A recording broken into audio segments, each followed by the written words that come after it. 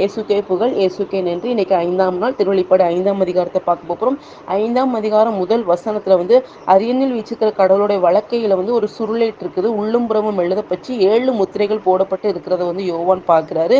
இந்த முத்திரைகள் போடப்பட்டது அப்படின்னு சொல்லி விவிலியத்துல இன்னொரு இடத்துல நம்ம பார்க்கலாம், நிறைய இடத்துல இருக்கு. நான் இப்போ உங்கள்கிட்ட ஒரு இடத்துல மட்டும் காட்டி கொடுக்குறேன். எரேமியா 32வது அதிகாரம் 10வது வசனத்துல பத்திரத்தில் கையெழுத்திட்டு முத்திரை போட்டேன் அப்படின்னு சொல்லி வசனம் சொல்லுது. ஸோ அப்பெல்லாம் ஒரு முக்கியமானது அனைத்தையுமே ஒரு சுருளில் எழுதி அதை முத்திரை போட்டு வச்சுக்குவாங்க. இங்க 7 முத்திரைகள் போடப்பட்டுள்ளதுன்னா விவிலியத்துல 7ங்கிறது எண் ஒரு பூரணமான எண், ஒரு கம்ப்ளீட்டான எண்ணா இருக்கிறதுனால 7 முத்திரைகள் இதுல போடப்பட்டுள்ளது. இந்த முத்திரை உடைக்க தகுதி பெற்றவர் யாருன்னு சொல்லி ஒரு தூதர் சத்தமா கேட்ட உடனே யோவான் அழுறாரு, யாருமே இல்லையே அப்படின்னு சொல்லி. அப்போ 5ஆம் வசனத்துல என்ன கூறப்பட்டுள்ளது, மூப்பர்களுள் ஒருத்தர், தாவீதில் பிறந்த ஒருத்தர் இதை முத்திரை உடைக்க வெற்றி பெற்று விட்டார், அவர் இதை உடைப்பார் அப்படின்னு சொல்லி சொல்றாரு. ஸோ இந்த மூப்பர்னா யாரு, நம்ம 3ஆம் அதிகாரத்திலே பார்த்தோம். கடவுளுடைய அரியணை சுற்றி இருக்கிற 24 அரியணைகள் இது இருக்கிற விசேஷித்த வல்லமை பெற்ற வானதூதர்கள் சொல்லி நம்ம கொலைசியர் 1:16 பார்த்தோம் இவங்களை பத்தி. ஸோ அவங்க அந்த 24 மூப்பர்களில் ஒருத்தர் தான் இயேசு கிறிஸ்து வெற்றி பெற்று விட்டார் அப்படின்னு சொல்றாங்க. ஸோ இந்த முத்திரைகளை உடைக்க தகுதி பெற்றவர் இயேசு கிறிஸ்து. அவர் எப்படி வெற்றி பெற்றார் அப்படின்னு சொல்லி நம்ம வசனங்கள் மூலமா பார்க்கணும். தொடக்கத்தில் உலகம் ஆதாம் கையில ஒப்படைக்கப்பட்டுச்சு. ஆதாம்கிட்ட கடவுள் ஒப்படைச்சு இந்த உலகத்தை முழுவதையும் ஆண்டு கொள்ளுங்கன்னு சொல்லி கொடுத்தாரு. ஆதாம் ஏதேன் தோட்டத்துல சாத்தானோட பேச்சை கேட்டு ஏமாந்து பாவம் செய்ததுனால அந்த உலகம் இப்போ சாத்தான் இயேசு கிறிஸ்துவ சோதிக்க மலை மேல கூட்டிட்டு போய் உலக சாம்ராஜ்யம் அனைத்தையும் ஒரு செகண்ட்ல காட்டி, இந்த உலகம் முழுவதும் எனக்கு ஒப்படைக்கப்பட்டுள்ளது, நீ என்னை தாழ்ந்தோனீங்கன்னா நான் அதை உனக்கு தருவேன் அப்படின்னு சொல்லி சாத்தான் சொல்லுவான். ஸோ இதன் மூலமாக இந்த உலகம் முழுவதும் அனைத்தும் சாத்தானுக்கு ஒப்படைக்கப்பட்டது அப்படின்னு சொல்லி நம்ம அறிஞ்சுக்கலாம். இப்போ என்ன 6ஆம் வசனத்துல அந்த மூப்பர் சொல்றாங்கன்னா இயேசு கிறிஸ்து வெற்றி பெற்று விட்டார் அப்படின்னு சொல்றாங்க. எப்படி அப்படின்னு பார்த்தீங்கன்னா, லேவியர் ஆகமம் 25வது அதிகாரம் 25வது வசனத்துல, நான் ஒரு சகோதரன் ஏழ்மைப்பட்டு தரித்திரன் ஆனால் அவனுடைய இடத்தை விற்றா அதை வாங்குறதுக்கு உரிமை யாருக்கு இருக்குன்னா அவங்களோட நெருங்கிய உறவினருக்கு இருக்குன்னு சொல்லி வசனம் சொல்லுது.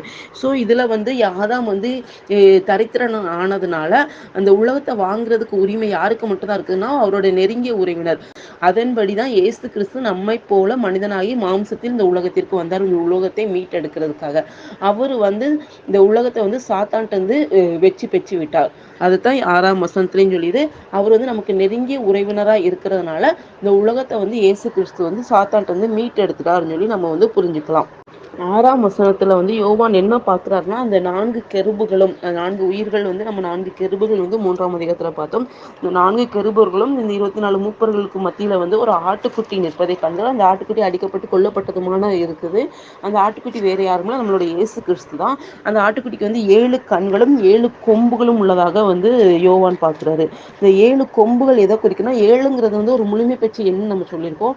கொம்புகள் என்னதுன்னா ஒரு பலத்தை குறிக்கிறது. ஸோ சர்வ வல்லமையுள்ள தேவன் சொல்லி நம்ம இதன் மூலமாக அறிஞ்சுக்கலாம், அவருடைய 7 கொம்புகள் மூலமாக. 7 கண்கள் என்னன்னா அந்த வசனத்திலே உலகமெங்கும் அனுப்பப்பட்ட கடவுளின் 7 ஆவிகளே அப்படின்னு சொல்லியிருக்கு. இந்த கடவுளின் 7 ஆவிகள்ங்கிறத நம்ம முதல் அதிகாரத்திலேயே பார்த்தோம், பரிசுத்த ஆவியானவர் அப்படின்னு. ஸோ 7ங்கிறது ஒரு முழுமை பெற்ற எண்ணால ஒரு சர்வ வல்லமை உள்ள, அதாவது 7 விதமான ஊழியம், 7 விதமான பண்புகள், ஒரு பூரணமான ஒரு ஆவியானவர் அப்படின்னு சொல்லி நம்ம புரிஞ்சுக்கலாம். இதே விளக்கம் 2ஆம் நாளாகமம் 16வது அதிகாரம் 9வது வசனத்துல உலக அனைத்தையும் ஆண்டவருடைய கண்கள் சுழண்டு பார்க்கின்றன அப்படின்னு சொல்லுது. அவனுடைய கண்கள் பார்த்துட்டு இருக்குன்னா உலகம் முழுவதுமே பரிசுத்த ஆவியானவர் வளம் விட்டுட்டு இருக்காங்க அப்படின்னு சொல்லி நம்ம புரிஞ்சுக்கலாம். இந்த ஆட்டுக்குட்டியானவரோட இயேசு கிறிஸ்து முன்னாடி தூதர்களும் மூப்பர்களும் கெருபுகளும் வீழ்ந்து வணங்குறாங்க. இந்த மூப்பர்கள் வச்சிருக்கிற என்னன்னு பார்த்தீங்கன்னா, யாழும் சாம்பிராணி நிறைந்த பொற்கிண்ணங்களும் சொல்லி வசனம் சொல்லுது. இந்த பொற்கிண்ணங்களுக்கு அந்த வசனத்துல விளக்கம் இருக்குது. பரிசுத்தவான்களுடைய இறைவேண்டல் அப்படின்னு சொல்லுது. இந்த பரிசுத்தவான்கள் இறைவேண்டல் அப்படின்னா நம்மளுடைய பிரேயர்ஸ், நாம பரிசுத்தமா இருக்கமா, நம்மளுடைய ஜெபம் ஒரு பரிசுத்தமுள்ள ஜெபமா போய் சேருதா அப்படின்னு பார்க்கணும். நம்மளுடைய பாவம் மன்னிக்க பெற்ற, நம்மளுடைய பாவத்தோடு செய்து ஜெபிக்கிற ஜெபம் ஒரு பரிசுத்தவான்களோட இறைவேண்டலா அது இருக்காது. ஸோ என்னைக்கு நம்ம பாவங்கள் எல்லாம் ஃபர்ஸ்ட் மன்னிக்கப்பட்டு நம்மளுடைய ஜெபம் ஒரு உலக பிரகாரமான காரியங்களுக்கு இல்லாம கடவுளுடைய அரியணையை நம்ம மண்ணுலகில் கட்டக்கூடிய ஒரு ஜெபமாக இருக்கணும். அப்புறம் அனைவரும் வந்து ஒரு புதியதோர் பாடலை வந்து கடவுளுக்காக பாடுறாங்க. பாடும்போது கோடிக்கணக்கான வானதூதர்களோட குரல வந்து யோவான் கேட்கிறாரு. ஸோ வந்து தூதர்கள் வானதூதர்களோட எண்ணிக்கை வந்து எவ்வளோ இருக்குன்னு பாருங்களேன். கோடிக்கணக்கா இருக்குதாம். எபிரேயர் 1:14 என்ன சொல்லுது அப்படின்னு பார்த்தீங்கன்னா, மீட்பை பெற்றவர்களுக்கு தொண்டாற்ற இப்போ வந்து நம்ம ஒவ்வொருத்தருக்குமே வந்து கடவுள் வந்து நம்ம ஊழியம் பண்றதுக்கு, நம்மளுடைய வேலைகளை செய்யறதுக்கு நம்ம ஒவ்வொருத்தருக்குமே கடவுள் வந்து ஒரு வானதூதர்களை வச்சிருக்காங்க. மீட்பை பெற்றவர்களுக்கு கடவுளை அறியமோ அன்னைக்கு வந்து நமக்கான வேலைகளை செய்யறதுக்கு தூதர்கள் நம்ம பக்கத்திலே இருக்காங்க அப்படின்னு சொல்லி ஒரு பெரிய ஒரு சந்தோஷமான ஒரு நியூஸ் இதுல இருந்து நம்ம வந்து கத்துக்கலாம். ஸோ நமக்கு இது நம்ம பக்கத்துல இருக்கிற தூதர்களை வந்து நமக்கு தொண்டாட்சி செய்யணும், நாம வந்து மீட்பு பெற்றவர்களா இருக்கணும்.